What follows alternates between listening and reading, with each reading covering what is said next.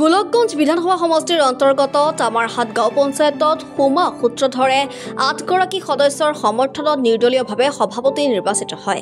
আনহাতে গোলকগঞ্জ বিধানসভা সমষ্টিৰ নতুনকৈ গঠন হোৱা অক্সিগুৰি গাঁও পঞ্চায়তত অগপ দলৰ মিত্ৰজোঁটৰ ৬গৰাকী সদস্যৰ সমৰ্থনত গংগা দাসে সভাপতিত নিৰ্বাচিত হয়।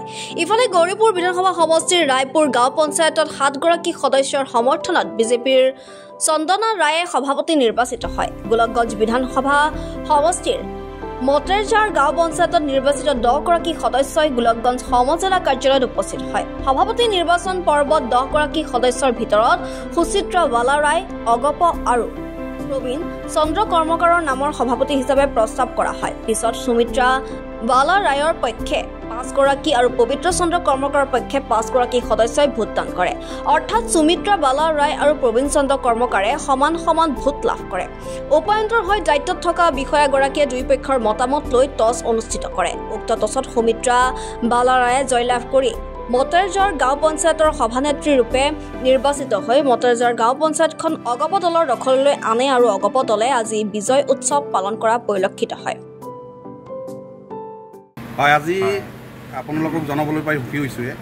আমাৰ যিহেতু যোৱা দিনত আমাৰ গোটেই অসমত পঞ্চায়তৰ নিৰ্বাচন হৈ গ'ল আৰু ইতিমধ্যে গোটেই অসমত পঞ্চায়তৰ সভানেত্ৰী বা সভাপতি বা উপসভানেত্ৰী বা উপসভাপতি পঞ্চায়তৰ অসম চৰকাৰে এটা দিন নিৰ্ধাৰণ কৰিছে আৰু আজি আমাৰ তামাৰহাট জিপিৰ তামাৰহাট পঞ্চায়তখন সভানেত্ৰী বা সভাপতি নিৰ্বাচিত কৰাৰ আজি দিন আছিলে।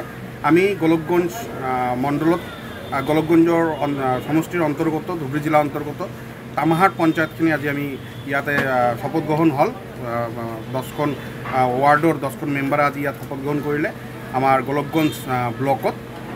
তাতে আমাৰ ইতিমধ্যে 10জনৰ ভিতৰত 8জন নিৰ্দলীয় প্ৰাৰ্থীয়ে নিৰ্দলীয়ভাৱে আমাৰ আজি যেহেতু অসম চৰকাৰৰ নিৰ্দেশনাৱলী অনুসৰি যেহেতু নিকাভাৱে এটা পঞ্চায়ত গঠন হ'ব লাগে আৰু আমিও তামাৰহাটবাসী ৰাইজে আশাবাদী আছিলোঁ যে নিকা এখন পঞ্চায়ত গঠন হ'ব।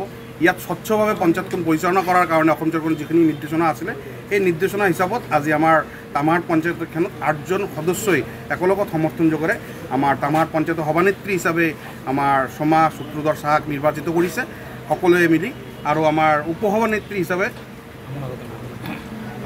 আমনা খাতুন বিবিক নিৰ্বাচিত কৰিছে সভানেত্ৰী হিচাপত। আৰু সকলোৱে এটা আনন্দৰ বতৰ আমাৰ তামাৰহাটৰ কাৰণে যে আমি আশাবাদী অনাগত দিনত উপসভানেত্ৰী আৰু সভানেত্ৰীৰ নেতৃত্বত আৰু লগতে যিমানখিনি মেম্বাৰ আছে 10জন মেম্বাৰত একেলগত লৈ আমাৰ যোৱা দিনবিলাকত পঞ্চায়তৰ অঞ্চলবিলাকত যিখিনি ডেভেলপমেণ্ট হোৱা নাছিলে অনাগত দিনত এখেতে সকলোকে মিলি সভানেত্ৰী আৰু উপসভানেত্ৰীয়ে একেলগত হাতত হাত মিলাই পেলাই পঞ্চায়তৰ উন্নতিৰ কাৰণে জাগাৰ উন্নতিৰ কাৰণে সমাজৰ উন্নতিৰ কাৰণে একেলগত কাম আগুৱাই লৈ যাব বুলি আমি আশাবাদী। তামাৰহাটৰ পৰা কমল ৰায়ৰ ৰিপৰ্ট, এনি ভাৰত 24।